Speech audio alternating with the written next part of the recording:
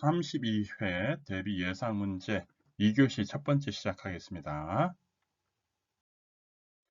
재가 노인의 보호자가 기저귀를 재사용하고자 할 경우 대처 방법으로 옳은 것은 1. 서비스를 바로 중단하고 다른 가족에게 연락한다. 2. 보호자에게 안 되는 이유를 설명하고 시설장에게 보고한다. 3. 보호자가 시키는 대로 기저귀를 재사용한다. 4. 요양보호사 자신이 비용을 들여 새 기저귀를 사용한다. 5. 기저귀를 재사용하더라도 맞닿은 부위에 로션을 발라 염증을 예방한다. 중요한 거는 기저귀 재사용이에요. 그리고 기본이 뭐라고 했어요? 요양보호 대상자, 서비스 받는 노인은 스스로 편하게. 그러면 여기서 편하게죠. 요양보호 대상자 노인이 기저귀 재사용하면 편할까요? 아니죠.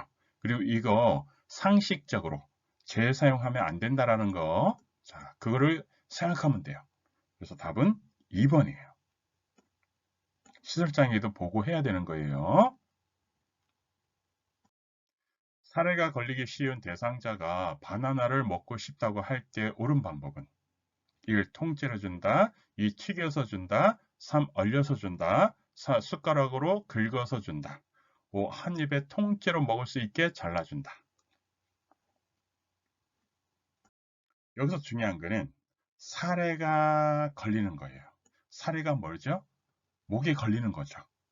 그러면 바나나를 먹고 싶어요. 그럼 바나나를 줘야 되는데 어떻게 줘야 될까요? 사례가 걸리지 않게.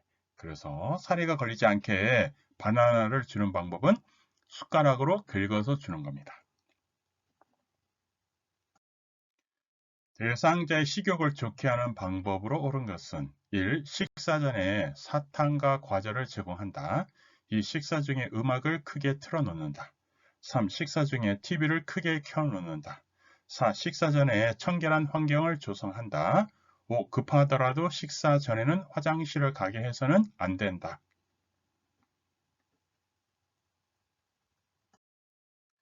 식욕을 좋게 하는 방법은요. 여기에서 보면 자, 식사 전에 몸을 움직이거나 그래서 몸을 움직이면 몸이 순환이 되겠죠. 그래서 식욕이 좋아지겠죠. 그 다음에 입안 헹구기는요. 구강 건조를 막고 타액이나 위액 분비를 촉진하여 식욕을 증진시키겠죠. 그러면 이거와 마찬가지로 여기에서 보면 식사 전에 청결한 환경을 조성하는 것도 식욕을 좋게 하는 방법 중에 하나겠죠. 그럼 나머지도 살펴볼게요. 사탕과 과자는 우리가 식물성, 동물성에서 동물성으로서 자, 몸에도 안 좋고요. 먹어서 안 되는 거예요. 일단. 그리고 식욕도 떨어뜨려요.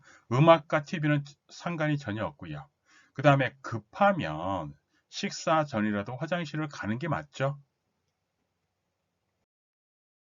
비위관 영양 돕기의 방법으로 옳은 것은 1. 영양 주머니는 3회에 한 번씩 세척한다.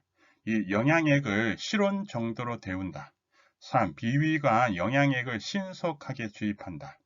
4. 비위관 영양 주입 후 대상자를 바로 눕도록 한다. 5. 비위관이 빠졌을 경우 요양보호사가 혼자 삽입한다.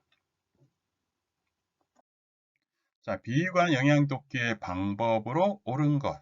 2번이죠. 영양액을 실온 정도로 데운다. 자, 영양 주머니 3회에 한 번씩이 아니라 사용한 후에 바로 세척하는 거예요. 그리고 영양액을 신속하게 할 필요 없어요. 항상 적정하고 알맞게. 그리고 요양보호 대상자에게 알맞게요. 그 다음에 비위관 영양 주입 후 대상자를 바로 눕도록 한다. 바로 누우면 어떻게 되죠? 소화가 안 됩니다. 그래서 바로 눕도록 하는 거 아니고요. 비위관이 빠졌을 경우 요양보호사가 혼자 삽입한다. 자, 비위관은요, 의료행위라서 요양보호사가 삽입하면 안 됩니다. 안연고 투여 후 대상자의 눈꺼풀 밖으로 나온 연고를 처리하는 옳은 방법은 1. 요양보호사가 직접 손으로 닦아낸다. 2. 대상자가 직접 자기 손으로 닦아내게 한다. 3. 생리식염수에 적신 멸균 솜으로 닦아낸다. 4. 눈꺼풀을 깜빡거리면서 눈 안으로 들어가게 한다. 5. 요양보호사가 물로 깨끗이 닦아낸다. 안연고입니다. 안연고, 안약하면 떠올라야 되는 것이, 자, 넣는데 어떻게 해요? 안약 투여 방법. 안에서 밖으로. 안연고도 안에서 밖으로 이렇게 투여하는 거예요. 그리고 또 기억해야 되는 것은요. 자, 멸균솜. 멸균솜 하면 떠올라야 되는 게 안연고, 안약이에요. 안약도 멸균솜으로 눈 안쪽에서 바깥쪽으로 닦아주는 거예요. 이렇게 멸균솜으로. 그리고 자, 안연고도요. 자, 멸균솜으로 닦아주는 겁니다. 다시 한번요. 안연고, 안약은요. 멸균솜으로 닦아주는 거예요.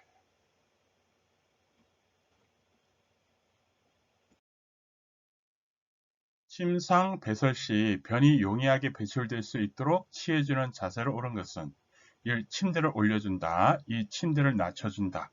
3. 하체를 올려준다. 4. 옆으로 돌아 눕게 한다. 5. 다리를 오므리게 한다. 답은 1번이죠. 침대를 올려주면요. 배에 힘을 줄 수 있겠죠. 편마비 대상자를 휠체어에서 이동식 좌변기로 옮길 때 이동식 좌변기 위치와 요양보호사가 지지해 줘야 하는 대상자의 부위는, 자, 요거 한번 건강한 쪽, 불편한 쪽 해서 한번 보고요. 기본을 한번 볼게요. 우리가 이동할 때 항상 기준은 누구다? 요양보호 대상자. 그럼 요양보호 대상자는 어떻게 돼요? 건강한 쪽으로 움직이는 게 편하겠어요? 불편한 쪽으로 움직이는 게 편하겠어요? 그것만 봐도 되죠? 그 다음에 요양보호사는, 자, 지지해줘야 하는 대상자의 부위. 그럼 요양보호사는 지지할 때 요양보호 대상자의 불편한 쪽을 지지해줘야 되겠죠. 자, 그리고 부위도 마찬가지죠. 자, 그래서 자, 건강한 쪽으로, 자, 요양보호 대상자가 있어요. 그러면 여기서 보면 좌측이 마비고 우측이 건강한 쪽이라고 하면요. 여기가 우측이죠. 건강한 쪽이라고 하면 요양보호 대상자는 어디로 움직일 수 있어요? 건강한 쪽으로 움직이죠. 그러니까 건강한 쪽으로 움직이는 게 편하기 때문에 건강한 쪽에 휠체어를 두는 겁니다. 그리고 요양보호사가 지지해야 할 부분은 어디냐면 허리예요. 다른 그 어떤 보다. 허리.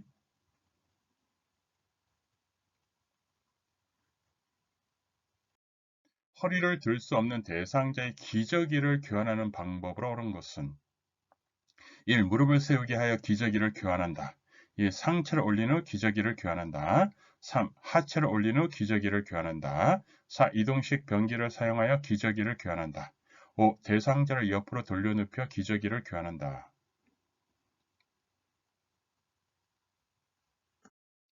대상자를 옆으로 돌려눕혀 기저귀를 교환하는 거죠. 허리를 들 수 없어서. 허리를 들 수 없는 거예요. 그러니 들 수 없으니까 어떻게 돼? 옆으로. 통 목욕 시 머리 감기는 방법으로 옳은 것은 1. 욕조통에서 머리를 감기도록 한다. 2. 두피를 손톱 끝으로 마사지한다. 3. 귀마개의 솜으로 양쪽 귀를 막는다. 4. 사생활 보호를 위해 장신구를 제거하지 않는다. 5. 두발 보호를 위해 헤어드라이어를 사용해서는 안 된다. 통 목욕 시 머리 감기기 할 때는요. 귀마개의 솜으로 양쪽 귀를 막습니다. 이렇게 솜으로 귀를 막아줘요. 통목욕 시. 그 다음에 침대에서 머리 감길 때는요. 방수포를 깔아줍니다. 요거 기억하세요. 방수포. 침대에서는 방수포. 통목욕 시는 자, 귀마개 솜으로 양쪽 귀를 막는다. 요거 두 가지 서로 비교해서 정리해 주세요. 스스로 면도할 수 없는 대상자를 돕는 방법으로 옳은 것은 1. 전기 면도기를 사용해서는 안 된다. 2. 면도날은 얼굴 피부와 60도 정도의 각도를 유지한다. 3. 주름진 피부는 좌우 방향으로 부드럽게 잡아당겨 면도한다.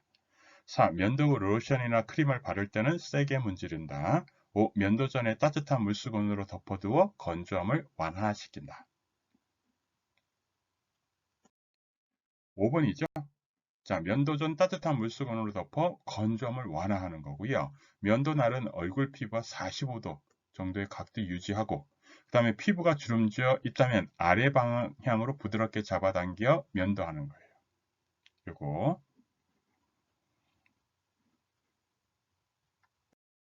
합격하세요.